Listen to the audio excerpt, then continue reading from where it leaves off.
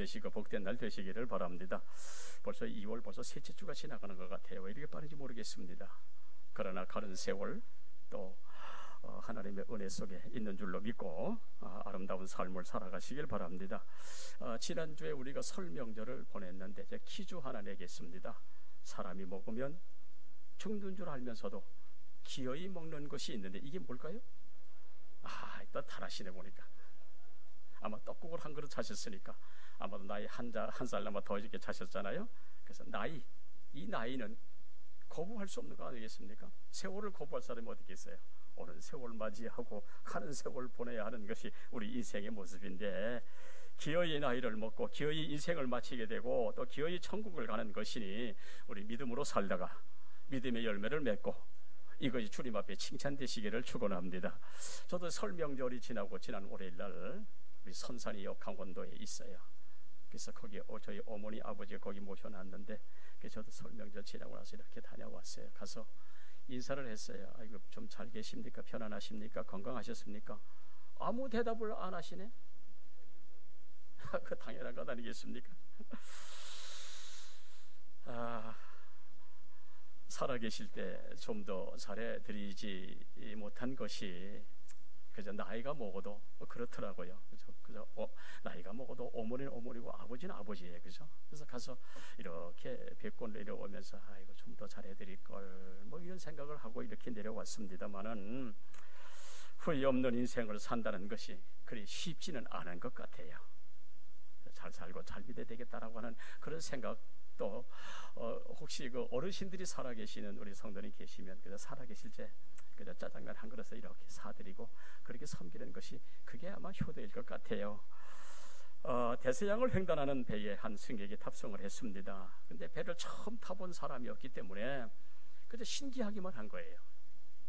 근데 그 기쁨도 잠시, 왜냐하면 뱃삭도 겨우 마련한 그 사람이었기 때문에 주머니 사장이 어렵기만 한 거지요. 그래서 식사 시간만 되면 줄인 배를 움켜쥐지 않고 그저 배불리 먹는 그 사람들의 그 모습을 그저 부러운 눈으로 쳐다볼 수밖에 없는 이 안타까움을 이 사람이 거기서 경험하는 거예요.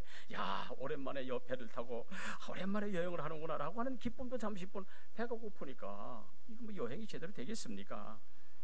음식값이 얼마인지 어떻게 하면 먹을 수 있는지 물어볼 생각도 잊은 채 그냥 며칠을 굶고 있다가 너무 배가 고파가지고 그래서 견디지 못해 식당으로 달려가가지고 그냥 눈에 보이는 음식을 그냥 허겁지겁 막 먹고 된 거예요. 며칠 굶었으니 뭐 안 그렇겠습니까?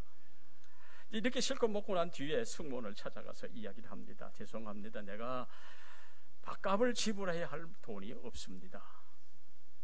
하지만 배가 너무 고파가지고 내가 음식을 먹었는데 내가 음식값 대신 내가 무슨 일인지 시키면 내가 그 일을 하겠습니다 라고 이야기를 하자 이 승무원이 깜짝 놀라가지고 아니 무슨 말씀을 그리 하십니까? 손님이 내신 뱃삭에는 이미 식대가 다 계산되어 있으니까 걱정 마시고 언제든지 마음껏 드세요. 무슨 이야기를 하느냐 하면 우리가 하나님의 은혜 안에 머물러 있으면서 그 은혜를 모르고 산다면 여러분 이것보다 억울한 일이 어디 있겠어요? 뱃삭을 이미 다 내놓고도 배를 쫄쫄 굶으면 이 사람과 다를 게 뭐가 있겠냐. 여러분 사울 아시죠? 구약성경 이스라엘 초대왕 사울, 또 이 신학에 보면 그 예수님을 팔았던 가룟 유다 아마 잘 아시잖아요. 그럼 사울이 왜 사울 됐어요? 가룟 유다가 왜 가룟 유다가 됐어요? 여러분 성경을 보시면 사울은 가장 작은 지파에서 왕이 됐어요. 이거 하나님 은혜 아닙니까? 내가 성경을 찾아보니까 그리고 또 여러 가지 참고문을 찾아보니까 이 가룟 유다가 어떻게 해서 제자가 되어 있는지 그 내용은 자세히 없더라고요. 어쩌다가 제자가 됐어요. 그것도 그 제자 중에 12제자 중에 이 자금을 만드는 그런 사람. 은혜 아니겠습니까? 하지만 은혜를 모르니 사울이 되고 가룟 유다가 되어버리고 말더라라고 하는 것이 성경에서 우리에게 보여주고 있어요. 그래서 성도는 주의 십자가 은혜로 구원받고 천국 백성이 되었으니 받은 은혜를 알고 받은 은혜 감사하고 이것이 세상 사는 성도의 힘입니다. 그렇다면 이 받은 은혜를 알 수 있는 방법이 뭘까요? 어떤 것일까요? 자, 오늘 한번 성경 공부 한번 하겠습니다. 그 성경에 어떻게 하나님의 역사가 이루어지고 있는 걸 살펴보면서 우리도 그렇게 살자, 그렇게 아마 다짐이 있는 시간 됐으면 좋겠어요. 요한복음 4장 24절에 보면 예수님이 사마리아 여인과 대화를 하는 내용이 나오죠. 그때 이 사마리아 여인이 예루살렘에서만 예배해야 한다고 예배 장소를 이야기하는 내용이 있어요. 그때 예수님께서 하신 말씀이, 예수님은 장소가 참되게 예배하는 것이 중요하다라고 말씀을 하시면서, 하나님은 영이시니 예배하는 자가 영과 진리로 예배할지니라, 그렇게 말씀하신다는 말이죠. 자, 그렇다면 하나님은 영이셔야겠습니다. 우리 오늘 이 부분 한번 살펴볼까요? 하나님은 영이시기 때문에, 그러므로 그분이 우리 영혼을 아십니다.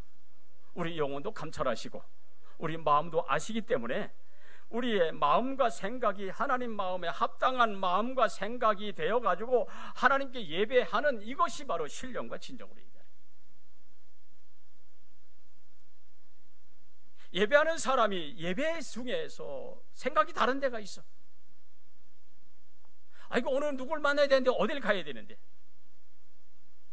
아이고, 오늘 연락이 올 때 되는데 핸드폰 만져거리고, 자, 이렇게 딴 생각을 하고 예배를 드린다고 한다면, 그래서 예배에 집중하지 못한다고 한다면, 여러분 설교 말씀이 내게 들려오겠습니까? 어떠세요? 이미 생각은 다른 데가 있는데, 마음이 다른 데가 있는데, 아무리 설교를 한들 그 설교가 들어오겠냐는 얘기죠. 여러분, 이게 참된 예배겠어요? 아니잖아요. 예배를 소홀히 하며 받은 은혜를 모르고 자리만 차지하고 돌아간다고 한다면, 여러분 뭐 십수년을 믿었다 할지라도, 아무리 직분이 뭐다 할지라도 천국 가는 길에 빨간 불을 킬 수밖에 없다는 말이죠. 그래서 성경에 신령과 진정으로 예배하라, 내 영혼을 아시는 하나님이 우리의 마음도 아시고 우리의 생각도 아시기 때문에 우리의 생각과 우리 마음이 하나님 마음에 합하도록 예배 드리는 것이, 이것이 참 예배이기 때문에 오늘 이 시간이 그 시간 되시기를 예수의 이름으로 축원합니다. 우리의 예배가 바른 예배가 되지 아니하면 우리는 이 자리에 뭐 그냥 앉아있다 돌아갈 것밖에 아무것도 없잖아요. 그래서 예배의 부자가 되시기를 축원합니다. 어떤 사람이 잠을 자다가 꿈을 꿨대요. 꿈을 꿨더니 자기가 죽어가지고 천국을 가고 있다라는 거예요. 그래서 자기가 이렇게 천국 가는 그 길을 이렇게 바라보니까 땅과 하늘에 연결되는 사다리가 있는데, 그 사다리를 자기가 타고 올라가는데 어디 만치 올라가보니까 사다리에 가로놓인 다리, 발로 밟고 다 올라가는 다리가 그거 하나가 빠져 있다라는 거예요. 그래 부득불 하나가 빠졌으니 힘있게 손을 해가지고 또 올라가야 또 사다리를 밟고 올라갈 수가 있는 거예요. 또 겨우겨우 또 이렇게 올라가다 보니까 또 계단이 또 빠져 있다라는 거예요. 너무너무 그 의지를 타기가 힘들어가지고, 아이고 하나님이요, 나는 그때 세상에서 내가 얼마만큼 내가 예수를 믿고 얼마만큼 충성을 했고 내 직분이 어떤 사람이었는데 내가 그러다 이렇게 섬기고 왔는데, 아이고 나 좀 편하게 좀 천국에 입성시켜주면 안 됩니까? 이게 뭡니까 도대체가? 그렇게 불평을 했대요. 그래서 하나님이, 야, 그게 내 책임이냐? 내 책임이지. 아니 하나님, 그게 어찌 내 책임입니까? 라고 했더니 하신 말씀이, 나는 내 정도를 통해서 너에게 바로 예배하라고 수차에 걸쳐 이야기했지만 내가 나를 위해 예배했느냐? 너를 위해 예배했지. 나를 기쁘게 하려 했느냐? 아니잖아. 네 편하자고 했잖아. 아이고 예배 안 드리면 아이고 뭐가 찝찝하고 뭐가 있는 것 같아. 네 편하자고 네가 예배 드리지 나 편하자고 했냐? 예배 드리면서 생각은 세상에 가 있고 사람에 가 있고 돈에 가 있고 이 생각이 다른 데가 있는데 어디 이게 참 예배가 될 수 있겠느냐라고 이야기를 하더라는 거예요. 그러면서, 그리고 봐라, 내가 세상에 사는 동안 바쁘다는 핑계로 하루 이틀 예배 빠지는 다반사고, 어떤 때는 사흘, 어떤 때는 며칠씩 빠지면서도 네가 예수 믿는다고 할 수 있겠느냐? 네가 엉터리로 드린 예배, 이건 나 헛것이라. 그래서 내 사다리에 다리가 하나 빠진 것이고, 내가 주일 예배를 빠진 것만큼 내 사다리 다리가 하나하나 빠진 거야. 아이고 이 소리를 들으면서 빠진 계단이 너무 많아가지고 애써고 의주를 타고 올라가다가 너무 힘에 붙여가지고 미끄러져 떨어지면서 비명을 지르다가 놀라 깼다고 하는 그런 이야기. 글쎄요.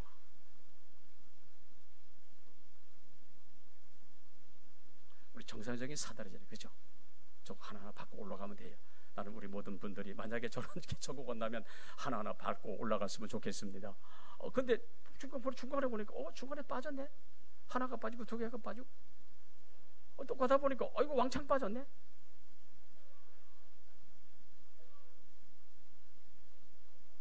그래 미끄러져 가지고 뛰어떨어지네. 이렇다는 얘기지. 이게 하나의 어떤 사람의 꿈이란 얘기죠. 뭐냐 하면, 무슨 이야기를 하려냐 하면, 우리의 예배는 신앙의 척도가 되는 줄로 믿습니다. 마음과 생각을 주님께 집중하는 신령한 진정한 예배를 드려야 하고, 주일 성수의 성도는 목숨을 걸어야 내 신앙이 살고 범사가 잘 되고, 여러분 안 그렇겠습니까? 이것이 성도의 신앙의 척도입니다. 그래서 예배 승리자가 되기 위하여 신앙의 증거가 있어야 하는데, 오늘 그걸 한번 말씀을 드릴게요. 첫 번째, 신앙의 증거가 뭡니까? 첫 번째, 길갈의 증거입니다. 오늘 이 시간 여기 계시면 우리 성경 공부 아까 하자 그랬죠? 한번 성경 한번 쭉 한번 해보겠습니다. 여호수아 4장에 보면 이제 이스라엘 백성들이 요단강을 건너가지고 이제 가나안 땅에 막 들어가려고 합니다. 이때 하나님이 여호수아에게 말씀하시기를, 야 여호수아야, 각 지파에 한 명씩, 12지파니까 12명 뽑아. 그리고 그들로 하여금 요단강에 돌 하나씩 취하게 해라. 그리고 요단강 동편 길갈에 이걸 세워놓도록 해라. 먼 훗날에 너희 자손들이 이 돌들을 여기 세우는 이유가 무슨 뜻이냐고 묻는다면, 이 돌들은 우리가 요단강을 마른 땅같이 건넜다는 것의 증거라고 이야기해라 그랬습니다. 그래서 길갈은 하나님이 직접 하시는 일들을 목격했던 장소고, 또 이 길갈은 하나님 살아계심을 보여줬던 기적의 장소입니다. 또 여호수아 5장에 보면 이제 출애굽하여 이제 애굽으로 가는 가나안 땅으로 가는 그 이스라엘 백성들, 여러분 잘 알지? 애굽에서 나올 때 할례 받은 사람들은 다 광야에서 40년 동안 죽었잖아요, 그죠? 이제 광야에서 태어난 남자들 할례 받지를 못했으므로, 그러므로 너희는 부싯돌로 칼을 만들어 가지고 이 광야에서 태어난 이스라엘 백성들에게 할례를 행하여 하나님 백성이라고 하는 것을 선포해라 라고 지시를 하므로 여호수아가 이 이스라엘 백성들에게 그렇게 행하게 되어집니다. 그래서 이 길갈은 하나님의 백성임을 선포하는 장소가 길갈입니다.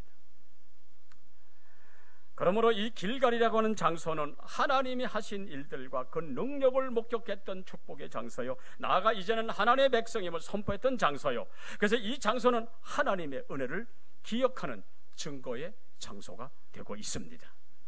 왜 이런 말씀을 드리냐 하면, 성도는 은혜 받은 증거가 있어야 이것이 진정한 진짜의 신앙이지, 이 신앙의 증거가 없다면 우리 신앙은 형식일 수밖에 없다는 거예요. 나는 오늘 이 자리가 저와 여러분에게 길갈이 되어지기를 예수 이름으로 축원합니다. 하나님의 기적을 보았던 장소, 하나님의 백성임을 선포했던 장소. 여러분 보십시오. 출애굽할 때 이스라엘 백성들이 430년의 노예 생활을 종지부하고 애굽 땅을 나올 때 여러분 그들의 기쁨이 얼마나 컸습니까? 얼마나 감격했습니까? 얼마나 들떠 있었습니까? 그러니까 다 같이 모세를 따라 이제 출애굽을 했습니다. 그 기쁨도 잠시 은혜를 잃어버리니까 구름 기둥 불 기둥을 보면서도 메추라기 만나를 먹어가면서도 원망불평했잖아요. 이유가 뭡니까? 자기들 마음에 안 든다는 거예요. 여러분 한번 물어보겠습니다. 하나님이 내 마음에 들어야 하는 겁니까? 아니면 내가 하나님 마음에 들어야 하는 겁니까? 대답이 없으시니? 다시 한번 물을게요. 하나님이 내 마음에 들어야 합니까? 아니면 내가 하나님 마음에 들어야 합니까? 내가 하나님 마음에 들어야 이게 당연한 거잖아요. 그게 옳은 신앙이잖아요. 하나님이 내 마음에 들어야 한다고 하니까 그들이 가는 길이 뭐였었어요? 40년 동안 광야에 원망불평하는 길. 내가 하나님 마음에 들어, 하나님 뜻대로 살아가면 이게 편한데, 아이고 하나님 좀 내 마음에 들어오세요, 내 뜻대로 좀 해주세요. 여러분 이게 가당치 않은 거 있었어요?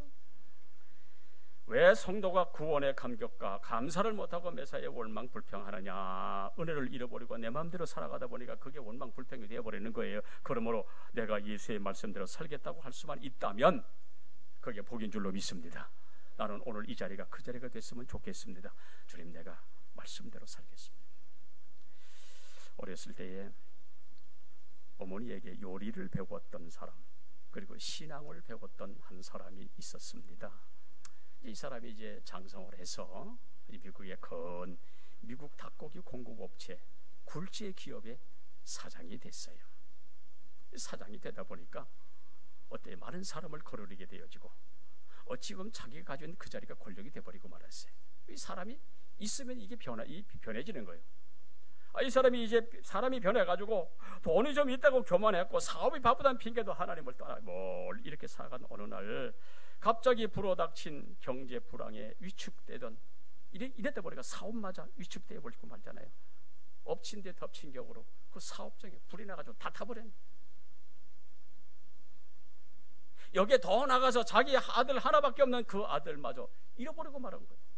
얼마나 여러분 충격이 컸겠어요. 사업장 다 불도 없어져. 자기 아들 죽어 잃어버렸어.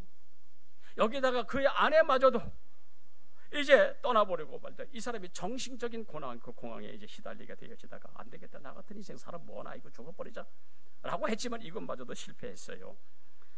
환갑이 넘은 나무에 환갑이 넘은 그 나이에 사회 보장 구제 기금을 받고 살아야 하는 이 비참한 자리까지 전락했으니 여러분 그거 얼마나 기가 막히겠어요. 생각해보세요. 그래도 굴지의 사업의 사장이었던 사람이 어느 날 폭삭망해가지고 그 구제 기금을 받아 먹고 살아야 하는 그 비참함이 여러분 얼마나 충격이겠어요. 그래서 어느 날 쓰레기를 주우며 노래 부르는 한 장애인의 찬송 소리를 듣게 됐어요. 너 근심 걱정 말아라. 주 너를 지키리. 주 날개 밑에 거하라. 주 너를 지키리. 382장 이 찬송 소리에 이 사람이 꼬꾸라진 거예요. 내가 그동안 하나님을 섬겼던 모든 것들, 어머니가 나에게 가르쳐준 신앙이 모든 거 다 던져버리고 조금 있다고 굴지의 기업 사장 됐다고 교만에 떨며 살아왔던 모든 것들이 다 생각이 나고 고생 꼬꾸라져가서 하염없이 눈물을 흘리며 회개하기에 이른 거예요. 그러면서 그는 내가 내 것 아닌 것을 내 것이라고 교만 떨며 살았던 지난 날이 너무너무 부끄러워. 인생 이렇게 살아면 안 되겠구나. 비록 내 나이가 환갑이 넘었지만 그 나이에 이 사람이 신앙 자각을 하면서 자기를 낮추어 진정한 예배자로 살기를 결단하면서 낮은 자세로 교회에 출석하며 다시 닭고기 양념통을 들고 일어선 그의 나이가 65세. 지난번에 65세가 누구라 그랬죠? 청년의 청년. 여러분 청년 괜찮아요. 아직까지 우리는 65세 그때 그 나이에 닭고기 양념통을 들고 다시 일어섰어요. 이렇게 신앙생활 하던 때에 이 사람이 교회 대표로 호주의 한 컨퍼런스에 다녀오는 비행기 안에서 거기서 다시 한번 충격을 받게 되어집니다. 만약 내 같은 이 비행기가 추락을 하게 된다면 내가 천국 갈 수 있을까? 이렇게 그 생각에 나한테 캄캄하게 되어지면서 야 이거 도대체 뭐냐 도대체. 만약에 이 비행기가 만약에 추락하게 되어지면 나는 과연 천국 갈 수 있을까라고 하는 이것 때문에 캄캄한 자기의 그 마음을 가지고 돌아와서 그날부터 또 은혜를 사모하다가 마침내 75세의 예배 중에 하나님을 만나게 됩니다. 오늘 여기 계신 분들이요, 오늘 이 자리에 주님 계신 줄로 믿습니다. 여기 계신 주님 만나시기를 주 이름으로 축원합니다. 그래서 이 사람이 75세에 예배를 드리다가 주님 만났어요. 그때부터 90세 세상 떠날 때까지 말없이 충성을 하는 거예요. 이 90세 별세 직전에 한 기자가 다가와서 아이고 지체 높으신 분이 어찌 그렇게 말없이 그저 교회를 섬기십니까? 이유가 무엇입니까? 라고 질문을 했어요. 그러자 그때 그는 내가 예배 드리다가 살아계신 하나님을 만나서 내가 거듭나고 보니 나는 아무것도 아닙니다. 하나님 앞에 아무것도 아니야. 내 힘도 아무것도 아니고 내 자랑도 아무것도 아니고 내가 가진 것도 아무것도 아닌데 내가 무슨 말을 내가 할 수 있겠습니까? 나의 하루하루가 다 하나님의 선물이었습니다. 하루하루가 선물. 이 사람이 누구냐 하면 바로 켄터키 치킨의 주인공 샌더스라고 하는 사람, 바로 이 사람입니다. 아이고, 또 이 닭고기가 또 나오네. 먹고 싶죠, 그죠? 자, KFC 샌더스, 그 켄터키 치킨, 바로 이 사람이 저 사람입니다. 65세에 양념통을 다시 들고 일어섰던 사람, 하나님을 붙잡고 일을 했던 사람, 나는 포기하지 않았다라고 이야기했던 이 사람이 뭐라고 얘기하십니까? 저걸 한번 보십시오. 묘지에서 최고의 부자가 된들 아무 소용이 없어요. 뭡니까? 인생은 하나님 앞에 아무것도 아니더라. 자기가 하나님을 만나고 보니까 자기 인생이 어떠든 그 이야기 인생이 아무것도 아니더라는 얘기예요. 그렇습니다, 여러분. 내가 예배 드리다가 하나님 만나 거듭남이 있었다고 하는 이 고백이 없이는 내 인생은 결국 미완성인 것을 여러분 아세요? 그렇다면 오늘 우리에게도 이 남은 인생의 미완의 과업이 무엇입니까? 하늘나라를 바라보며 나의 남은 인생의 과업이 하나님을 만나는 것이라고 한다면 오늘 이 자리가 그 자리가 되시기를 주의 이름으로 축원합니다. 오늘 이 자리가 나의 길갈이 되어서 내가 하나님을 만나게 되어지면 우리 인생은 멋진 인생이 될 줄로 믿으시기를 축원합니다. 지난 과거에 어떻게 살아도 이게 문제가 아니요, 이 자리가 나의 길갈이 되어가지고 하나님의 역사하시던 그 놀라운 축복의 장소요, 나로 하여금 하나님 만나는, 하나님의 기적을 보는 그 장소라고 한다면 우리 신앙은 세상에서 승리하게 될 줄로 믿으시기를 축원합니다. 두 번째로 어떤 장소가 있느냐? 실로라고 하는 장소입니다. 실로. 여호수아 18장 1절에 보면 실로라고 하는 장소가 등장을 하는데, 그 실로라고 하는 당대는 하나님의 성전이 있던 장소입니다. 그래서 여호수아 6장 24절에 보면 하나님의 임재의 상징인 성막의 언약궤가 있던 장소가 실로입니다. 이제 이스라엘 백성들이 요단강을 건너 가나안 땅을 차지하고 난 뒤에 이스라엘 온 총회가 다 이 실로에 모여가지고 여기서 회막을 졌습니다. 출애굽기 33장 7절 이하에 보면 이스라엘 백성들이 하나님을 만나고자 할 때에, 그리고 은혜를 구하고자 할 때에 이스라엘 백성들이 이 회막 안으로 들어가서 거기서 하나님과의 만남이 이루어졌습니다. 그래서 실로는 이스라엘 백성들이 회막에서 하나님을 만났다. 그래가지고 실로는 하나님 만남의 장소로 되어져 있습니다. 이제 이들은 요단강을 건너 이미 길갈에서 하나님의 은혜 체험했잖아요. 제가 아까 말씀드렸죠. 이제 하나님의 은혜로 요단강에 갈라지고 마른 땅까지 건너갔단 말이에요. 이 은혜 체험했단 말입니다. 이제 길갈에 또 할례 받음으로 말미암아 가나안 사람들이 우리는 하나님 백성이라고 선포되어 있습니다. 이스라엘 백성들이 숨가쁘게 가나안을 점령할 때, 여러분 성경을 보시죠. 하나님이 앞서 행하시면서 은혜 주셔 다 이스라엘을 승리해 주시니까 이때 여호수아가 그 가나안 땅을 각 지파마다 넉넉하게 분배를 해줍니다. 자, 그래서 이런 일들이 다 끝났습니다. 그 여리고성을 여리고성을 무너뜨리고 가나안 땅을 차지하는 모든 일련의 과정도 다 끝나고, 이제 여호수아가 그 차지한 땅을 이제 각 지파마다 다 분배를 해줬어요. 이렇게 배분을 해줬단 말이죠. 자, 이런 일이 다 끝난 다음에 이들은 다시 실로에 회막을 세웠습니다. 하나님의 은혜를 받고 하나님의 축복도 받았습니다. 넓은 땅도 차지하여 이제 먹고 살만합니다. 그동안 수고했으니 이제 쉴 만한 이유도 충분히 있습니다. 근데 이들이 실로에 모여 회막을 세웠습니다. 왜 세웠습니까? 무엇 때문에 세웠습니까? 이유는 단 하나입니다. 하나님의 백성들은 내가 모든 거 다 이뤘다 할지라도 하나님을 만나야 사는 백성이기 때문에 그렇습니다. 믿습니까? 오늘 여기서 뭡니까? 요단강도 건너갔어요. 그 가나안 땅을 차지했습니다. 땅도 분배받았습니다. 이제 먹고 살만합니다. 예, 충분히 쉴 수 있는 이유도 있어요. 그런데 그들은 여기 이 실로에 모여가지고 거기서 회막을 지었단 말입니다. 그 이유가 뭐냐? 다른 게 아닙니다. 하나님의 백성들은 하나님을 만나야 사는 백성이라고 하는 사실을 이야기해 주고 있는 겁니다. 하나님을 만나지 아니하면 여러분 잘 알잖아요. 아무리 내가 무슨 이렇다 할지라도 하나님 만나지 아니하면 여러분은 이건 불신자처럼 살아갈 수 있는 것 뻔한 것 아니겠어요? 어떠세요? 하나님 만나지 않으면 원망 불평하며 살아갈 것 뻔하기 때문에, 하나님 만나지 않으면 내 생각대로 살 것을 뻔하기 때문에, 그래서 이들은 날마다 하나님을 만나야 살 수 있음을 알았기 때문에 이들은 실로에 모여가지고 신앙을 다짐하는 거예요. 자기들이 하나님의 은혜와 축복 속에 살아가고 있다는 사실이 어디서 다짐하느냐? 실로에서 다짐합니다.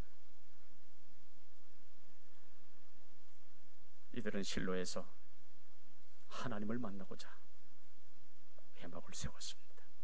그렇습니다. 여러분, 우리 또한 날마다 주님을 만나야 하는 존재인 줄로 믿습니다. 오늘 주일날 여기 무엇하러 나오셨어요? 왜 나오셨어요? 예배드리며 주님 만나고자 나오신 줄로 믿습니다. 지금 우리가 세상을 숨가쁘게 살아가고 있다라고 하지만 우리는 교회라고 하는 실로가 있어서 이 실로에서 하나님을 만나야 우리가 세상 속에서 믿음으로 살아갈 수 있기 때문에 그렇습니다. 그래야 원망 불평 없이 험한 세상에서 신앙을 지킬 수가 있기 때문에 그렇습니다. 그래서 우리 한번 생각해 보시기 바랍니다. 내 신앙적인 체험이 없고 은혜를 받지 못했는데 여러분 거기에 무슨 바른 예배가 되겠으며 거기 충성이나 여러분 헌신이 어떻게 여러분 여기 기대가 될 수 있겠습니까?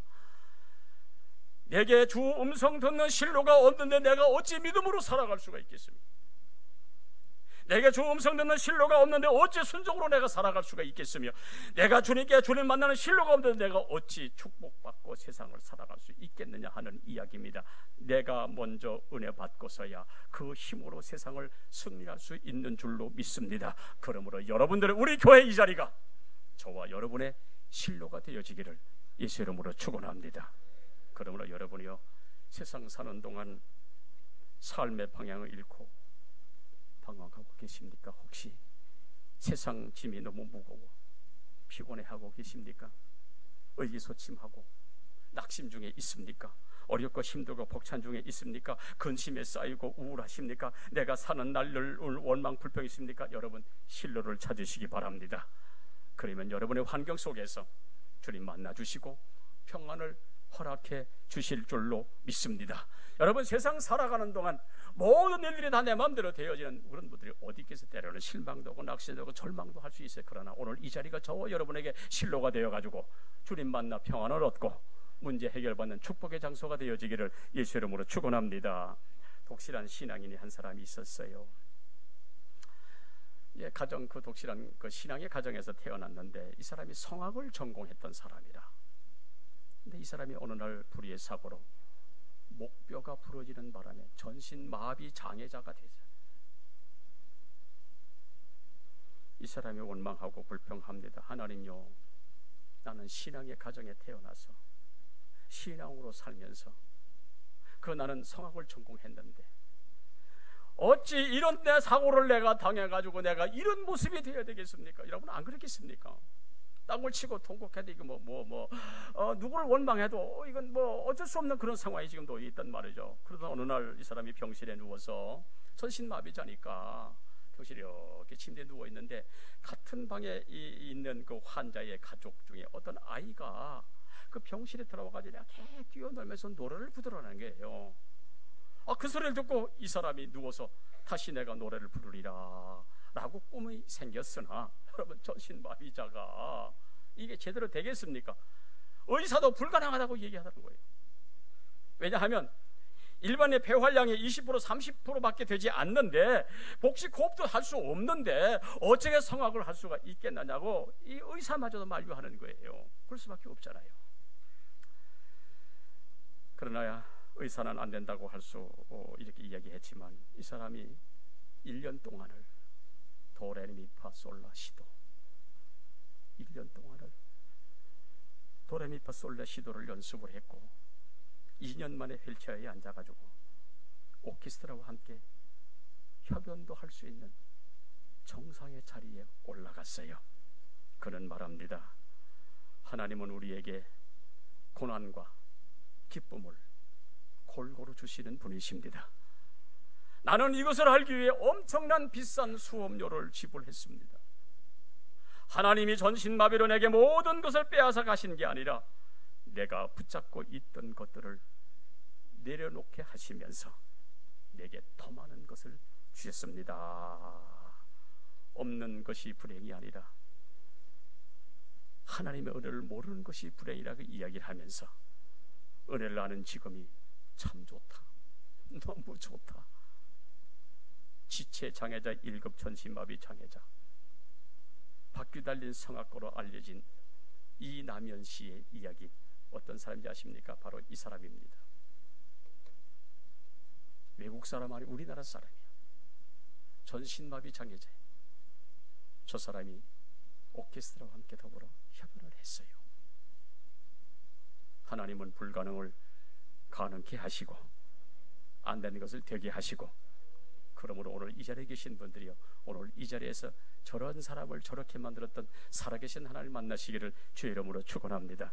저 사람이 이런 말을 하는 겁니다. 우리 모두가 기적입니다. 바퀴 달린 성악가 이남현, 나는 행복한 사람입니다. 뭘 이야기합니까? 하나님 만난 자의 고백을 지금 이야기하고 있는 거예요. 지체 장애자가 저런 모습으로 있다 할지라도 나는 행복한 사람이라고 이야기한다면, 사지 멀쩡한 저와 여러분들은 세상 살아가면서 더 행복하고 더 행복하고, 여러분 그래야 되잖아요. 사는 일이 뭐 어떻고 저렇다고 해서 뭐 아무런 소용이 없는 거예요. 환경이나 상황이 어떠하든지 하나님을 만나는 신로가 나에게 있다면 보여지는 모든 환경은 은혜의 환경이고 천국의 환경이고, 오늘 우리 교회가 저와 여러분의 신로가 되어서 오늘 이 자리가 저와 여러분의 천국이 되어지고 오늘 이 자리 축복의 자리가 되어지기를 예수 이름으로 축원합니다. 그럼 세 번째로 세겜이라고 하는 세겜. 신명기 27장 11절 이하를 보면 모세가 이스라엘 백성들을 세겜 땅에 모아놓고 세겜 땅을 중심으로 해서 서 있는 거리심산과 에발산 앞에 이스라엘 백성들을 모아놓습니다.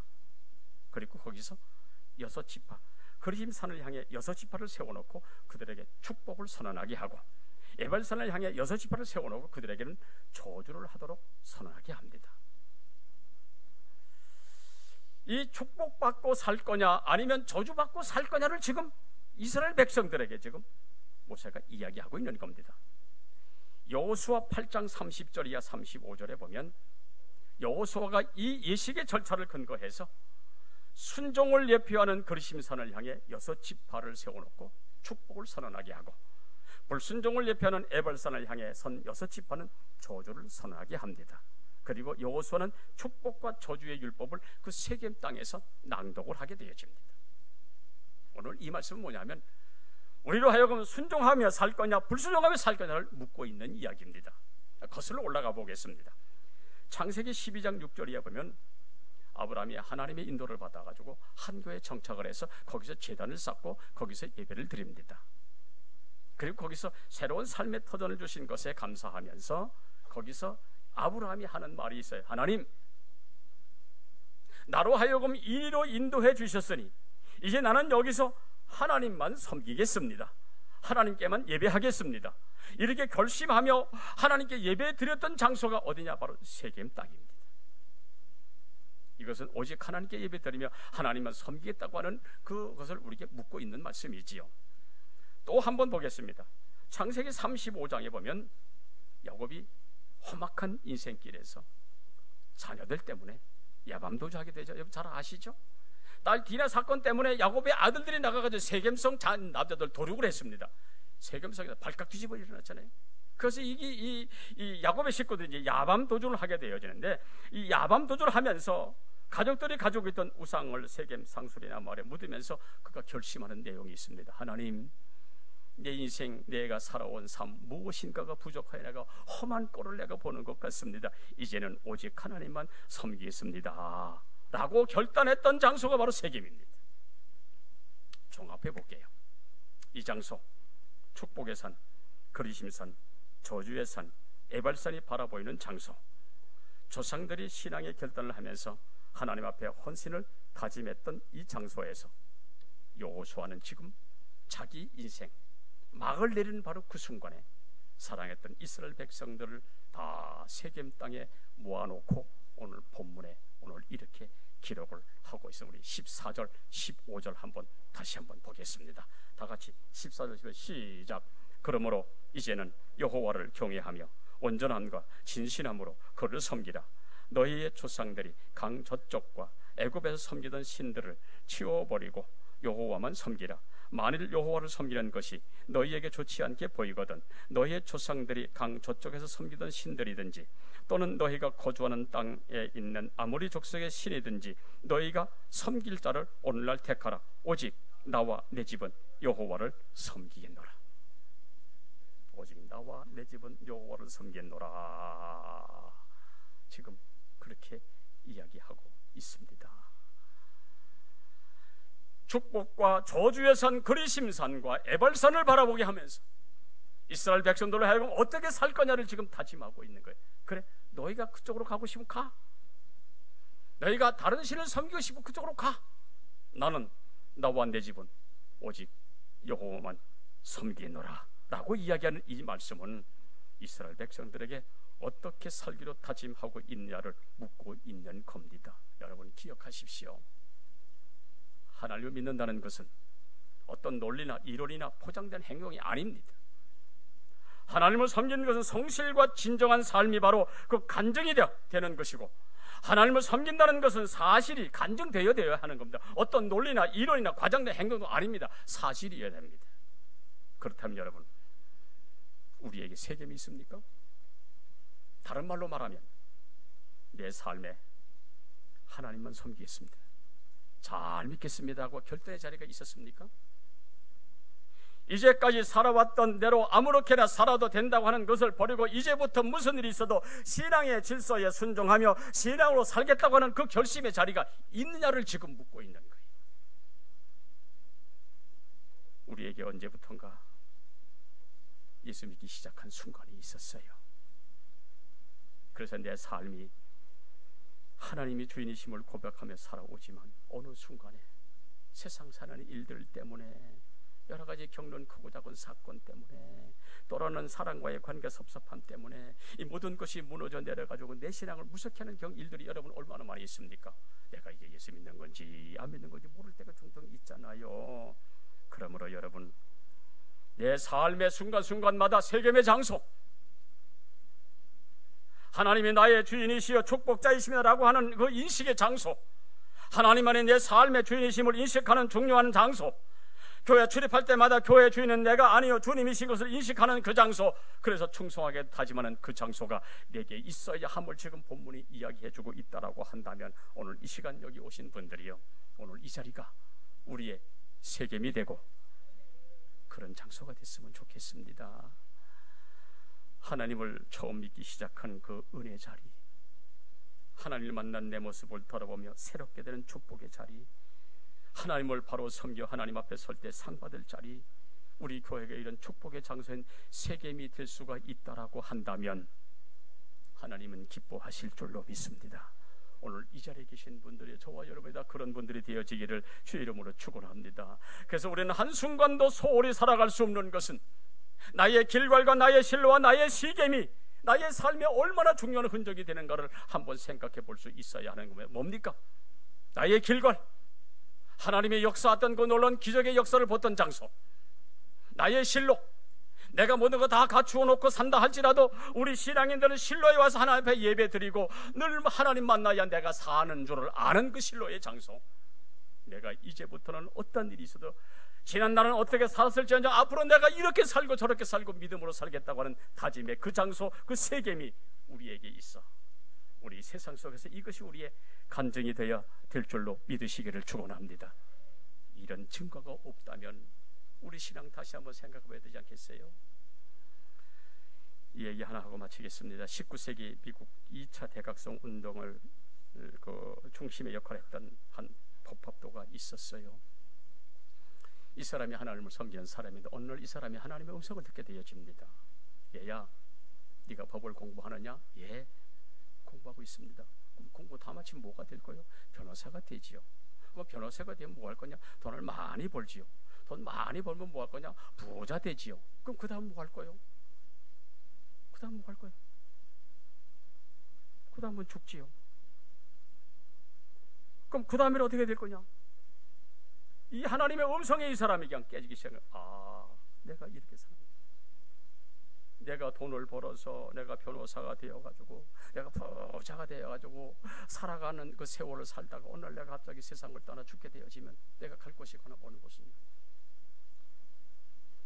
이 사람이 거기서 엎드려서 환상을 보게 되어지는데 4년간 법학을 공부했고 변호사가 되어 돈 벌기 위해 온갖 혈안이 되어가지고 온갖 수수로 남에게 상처를 주며 살아왔던 허영된 삶의 모습들, 세상을 즐기며 살아갔던 죄악과 더불어 살아갔던 모든 것들이 죽어서 주님 앞에 심판대 앞에 설 때에 피고 속에 서 있는 자기의 모습 속에 그것이 보이더라는 거예요. 소스라치게 놀랐습니다. 내가 이렇게 살아서는 안 되겠구나. 자기의 모습이 하나님의 심판대 앞에 피고 속으로 섰을 때에 자기가 살아온 삶의 모든 것들이 다 그 속에 보여지게 되어지니까 이 사람이 그냥 소설을 치게 놀고 이리 살아서는 안 되겠구나. 그래서 그는 하나님의 영광 위에 살겠다고 결단하면서 미국 2차 대각성 운동의 중심 역할을 감당했으니 바로 이 사람이 누구냐면 찰스 핀이라고 하는 사람, 바로 이 사람입니다. 찰스 핀, 참된 회개가 뭐냐? 19세기 미국 대부흥 운동을 가져온 찰스 핀이 19세기 미국 2차 대각성 운동의 주인공, 미국 기독교의 역사의 위대한 부흥 운동을 주도한 사역자로 지금 남아 있어요. 하나님은 살아계시기에 믿습니까? 그 하나님을 만나야 사는 길이기에 언젠가 하나님 앞에 심판대 앞에 서야 할 날이 기다리고 있기에 한순간도 소홀히 살아갈 수 없어 오직 믿음으로 살아가야 된다고 한다면 오늘 이 시간 여기 앉아 계신 성도 여러분들이요, 오늘 이 자리가 우리의 길갈이 되어지기를 주 이름으로 축원합니다. 오늘 이 자리가 나의 실로가 되어지기를 주 이름으로 축원합니다. 세상 살아가며 크고 작은 어려움이 있다 할지라도 실로에 나와 하나님 만나면 모든 문제가 해결되어질 줄 믿는 그 실로의 그 자리, 그리고 하나님 세상이 어떠하든 내가 이 자리에서 내가 하나님을 바로 섬기시며 다짐할 수 있다라고 한다면 그 다짐이 우리가 세상 속에 살아온 삶의 능력이 되어지는 줄로 믿으시기를 축원합니다. 나의 길갈과 나의 실로와 나의 책임이 우리의 삶의 신앙의 흔적이 되어서 이 세상 살아가는 동안 승리하시고 잘 되시고 형통하시기를 주 이름으로 축원합니다. 살아계신 하나님, 오늘 이 아침에 이전에 올라와 함께 예배드리며 오늘 이 말씀 들었습니다. 살아왔던 삶의 흔적들을 뒤로하고 다시금 우리가 다짐해야 할 것이 있다라고 한다면 하나님, 우리 평안교회가 나의 길갈이 되게 해주시고 이 평안교회가 나의 실로가 되게 해주시고 이 평안교회 나의 세겜이 되게 해주셔서 나로 하여금 세상을 살아가는 능력의 역사가 이곳에서 만들어져 그래서 축복된 성도의 삶을 살아가는 은혜가 이곳으로부터 만들어지는 은혜가 있게 하여 주시옵소서. 오늘 이곳에 올라온 모든 성도 한 사람 한 사람 축복하셔서 오늘 이 말씀 듣고 나의 길갈을 삼고 나의 실로를 삼고 나의 세금을 삼고자 하는 우리 모든 성도들에게 그 은혜가 넘치게 해 주시옵소서. 예수님의 이름으로 축복하며 기도하옵나이다. 아멘. 우리 다 일어나셔서 우리